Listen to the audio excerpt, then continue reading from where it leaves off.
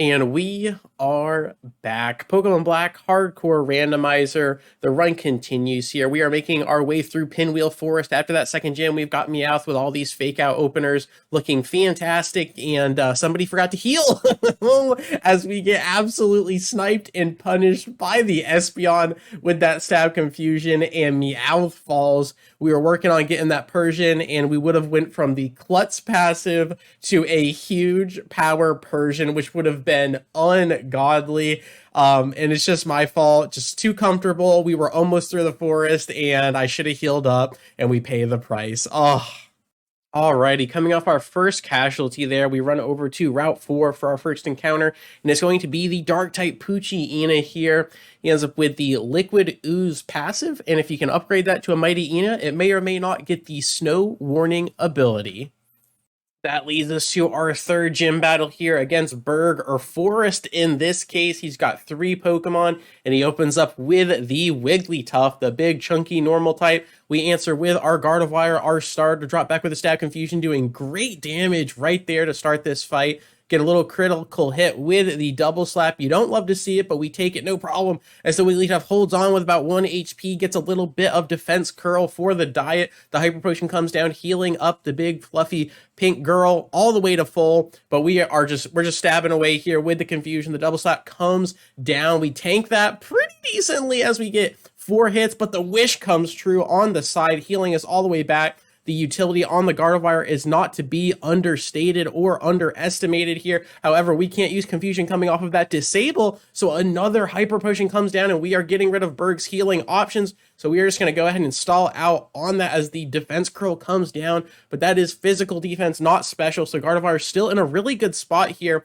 as we sidestep that double slap, no problem, drop back with another Magical Leaf, and again, the Wigglytuff holding on with 1 HP, but we are no longer disabled. The confusion is locked and loaded. We fade with the Magical Leaf, and the Wigglytuff finally goes down. The Walrein is here, ready to go. Level 21 looking good, but we have a super effective Magical Leaf lined up. It is going to be a 2-shot, so we tank the Body Slam. However, the paralysis comes down. Another Body Slam comes in, and we are fully paralyzed. Everything you would want it to be here. The Walrein completely flexing, fully evolved at this point. And Berg is just smiling, but we pivot into the Corsola, who takes the Body Slam, thankfully dodging the paralysis right there. We do have a super effective Rock Blast lined up. The Walrein jumps the gun with the Encore. However, we 2-tap with the Rock Blast. All we needed was 1 more, and we couldn't do it. But we're going to fade with the Tackle to dodge that missed chance, and we secure the Walrus. We absolutely do, and that leads us to the Ace Braviary here, a phenomenal Pokemon that you don't usually see because the evolution's so late. However, we drop back with a Stab Super Effective Rock Blast, but Corsola's damage is something left to be desired here, as I do believe we're going to pivot to a heavier hitter in Louisiana, the Lunatone here. Colorado doing what she can, but just not living up to the hype as the wing attack comes down. It is stab, but not very effective. We drop back with a pure power rock throw, and it's going to be super effective and stab, and it's not enough to take down the Eagle, but we're going to pivot to a confusion if we can tank the wing attack, which we can. The Oran Berry for reprieve. Can the confusion do the job? And yes, it can. Berg is defeated. 3 Pokemon down. Give us that 3rd gym badge. Moving right along with the run here, Bianca comes in from the side, posing as Kim for this fight. She's got 4 Pokemon. This is right near Route 4 here, where the Sandstorm whips up outside. The Ambipom is here, out first here, comes in with the Astonish, which is super effective. Those Dark and Ghost-type moves can be very scary against the Lunatone. However, we stay in, go with the Stab Rock there. The Baton Pass comes down. It's not passing anything off. However, Floatzel comes out ready to go with the super effective Water type, but Louisiana has a Rock Polish under its belt. Can we outspeed? And yes, we can with a Rock Throw. It does massive damage. However, the Water Gun comes down, and it is not a critical. It is a critical hit, dropping us to a baker's dozen HP. The Moon hanging on for dear life. Do you risk it all or not? Do you just swap? And we're going to play it safe here and swap into Hawaii. The Little Bell Awesome tanks the Water Gun, no problem here. And we do have a Stab Super Effective Magical Leaf lined up. We tank the Swift, no problems there. And the little Hula Hoop takes down the Floatzel. Really good stuff here. The Gyarados comes in. Bianca absolutely flexing with a Thrash, and we miss the stun spore. The Gyarados bobs and weaves and dodges a crucial utility move there as we pivot into the Corsola, potentially tanking the Thrash with the rock typing there, which works out pretty well. And we do have a rock type move to capitalize on that flying typing of the Gyarados. We go in. It does pretty decent damage. Can we get a full roll? And we cannot. We just leave Gyarados with about 30 HP, or 30%, I should say, and it heals up, and the tackle might not have even finished from that range. It breaks through the confusion for this turn and dodges the Rock Blast. Corsola in the clutch is missing, is airballing, but we come in with another Rock Blast, and can it be enough? And thank goodness it can, as we take down the Sea Leviathan. Bianca being an absolute issue here as the Ambipom comes down. The Immaculate Speed, will it baton pass to something else? Who can we swap into? We have the Snow Warning on Michigan the Mightyena, but we actually pivot to our starter, the Gardevoir, who tanks the Tickle off the top. Not too many issues there. We do lose the defense, but it goes double down on the second Tickle there, but I don't think it's going to be able to capitalize as it is dead and gone. One more Pokemon here in the Drapion. Man, Bianca's team is fantastic right now. That Dark Poison typing is beautiful, only weak to ground typing, and we have no ground type moves. I do believe we're running out of options as well. So we got to pivot into the Butterfree, who tanks the knockoff, loses the berry, but that shouldn't be a problem. And we have Fire Punch on the little Butterfly. You love to see it. We go in hoping for the burn. The acupressure comes down. The special attack is okay, I think. I don't think Drapion has too many special attack moves, so no problem there. We get the Leer on our side. Now our defenses drop, but we are just firing away. The Gust for that super effective stab damage, and now it is in range. Another Leer comes down, and our defense is really lacking. A Super Potion is here, not what you want to see, as we cannot do anything but chip away at this Drapion. Another Gust comes down. The acupressure, hopefully no big boost here, and it is the evasion strats, a double team, if you will, but the Gust sees through and leaves Drapion with 1 or 2 HP. Another acupressure for the road here, and the defense goes up, but Gust dodges that. However, the Drapion sidesteps with the evasion, and now is +4 evasiveness, but the Gust breaks through. Good night. Sadly, Bianca is defeated, but really made us work for it.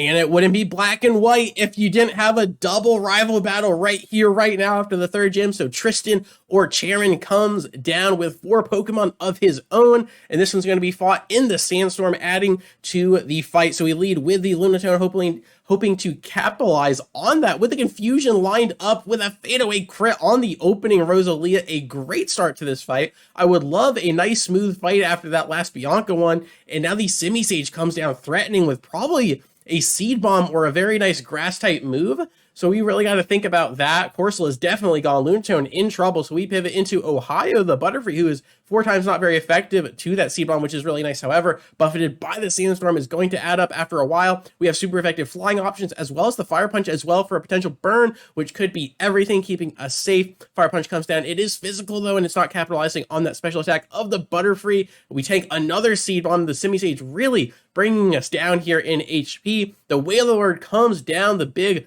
blubbery friend with the Forewarn passive, and I do believe the Bellossom's going to have a pretty good matchup against the big Wailord, who is taking up the whole screen. The rollout comes down, and if that ramps up to 3 or 4, we could be in trouble. However, the Blossom sidesteps the rollout, which is really nice, gets a massive Magic Leaf down onto the Whale. The Citrus Berry for reprieve with the Sandstorm equating the health bar. The Water Pulse comes down. No confusion would be everything, and we dodge, thankfully opening the door for the Magical Leaf, and the Whale falls. The Whale absolutely falls. Hawaii upgrades to level 24. The Sandstorm is still raging. The Ekans comes down. That is not an Arbok. We should be just fine here. We're going to pivot into the Gardevoir, Alaska. The starter comes down, tanks the Acid with a crit. No problem there. Our special defense is pretty darn good. We drop back with a stab super effective confusion. The Snake falls, and that is it for Performer Tristan.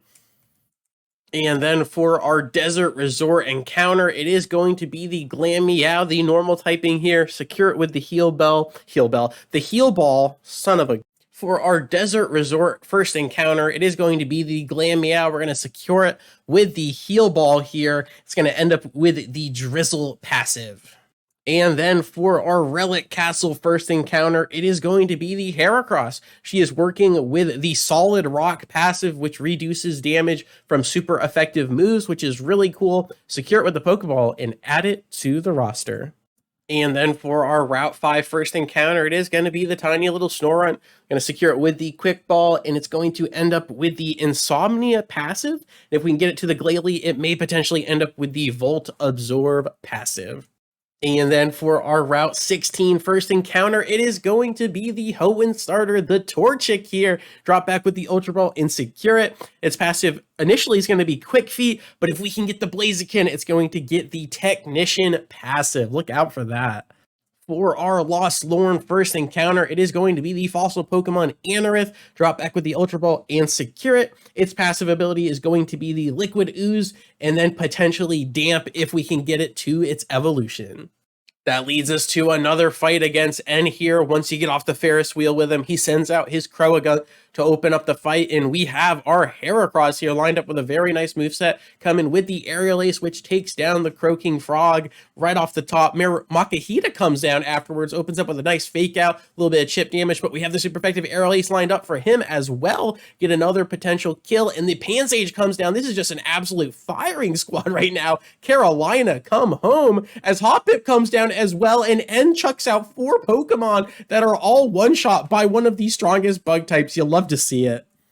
And that leads us to our 4th gym badge against Alex or Elisa here, and she sends out the Abra, opening up the fight. That's not a Kadabra and it's not an Alakazam, but the rain comes down. A very interesting strat from Elisa here, and we're just going to drop back with a nice Aerial Ace. The Teleport comes down, the Cheese strat does not work, and the Abra is deleted, opening the door for the Rhydon, a much more formidable Pokemon than her opener, but the Brick Break is Stab, super effective. The Scary Face connects, losing a little bit in the speed department, but I don't think that's really going to make much difference as the Stomp comes down. It does, as the flinch strats are here. Do we get flinched twice? We don't. We survive and drop back with another Brick Break, really flirting with it there as the Silcoon comes down, the final Pokemon, and that is not what you want to see from your gym leader, as an Aerial Ace does not kill because of Sturdy into the heart, and these strats are God mode as the Hyper Potion comes down, resetting the Sturdy. It tanks it off the top, no problem, but the burn comes down. Goodbye, Sturdy, with that, and the Aerial Ace will finish. Good golly, give us the 4th gym badge, and we are on to the next part. The next part of the run being, of course, another fight against our rival Charon here, as he comes down with 4 Pokemon. The Frostlash to open, very nice. The Ghost Ice type in looking great. Level 24, not really what you want to see with the Heracross, but we do have a Fire Punch lined up, which could be ridiculously nice. This moveset's really coming along as the Ominous Wind with a critical hit to open. That's not great. It puts us in a very tipsy situation as we could get sniped with a crit, but we roll it all, we risk it, we hold on with 39 HP. We may have potentially been able to live just a little bit, however, with the Aftermath, no, we could not have, as Carolina holds with 21 HP. The Area Dose comes down and potentially lining up a Sucker Punch or something cheesy that could outspeed us, so we are going to get to safety here. Bug Poison on the table. We get the Gardevoir in there, and it's going to be the Shadow Sneak, which is actually super effective on our swap in, and it's going to be priority. So Gardevoir gets absolutely dismantled, but we drop back with the Psystrike. Massive damage. Beautiful stuff. Take down the Spider, and now the Primeape is here. If we outspeed, we can absolutely one-shot that. But if it has Sturdy, much like we saw with the Silcoon, we could pay dividends in our lives here. As we pivot to Louisiana, the Lunatone, we eat the Karate Chop. I think we would have been just fine with the Gardevoir there, but no problem. We're playing it safe as a second Karate Chop comes down, and hopefully this one-shots, and it doesn't. Confusion not bringing us to where we need to, and now 3 Pokemon are bleeding out. Do you stay in and roll it? Or do you swap into another Pokemon? And we stay in. The Karate Chop comes down. High chance of crit. We dodge it with the Confusion. A little bit risky here. One more Pokemon comes down, and it's Corsola, who we know well with our own. But we swap into Hawaii, our Blossom here, with that 4 times Magical Leaf lined up. We tank the bubble on the swap. No problem there. Only 2 damage. We can absolutely take that all day. Magical Leaf, drop back, get all that damage in there, and beat Charon once again, thankfully, without losing anybody this time around. And as far as this video goes, thank you so much for your time. I really do appreciate it. And I will catch you on the flip. Peace.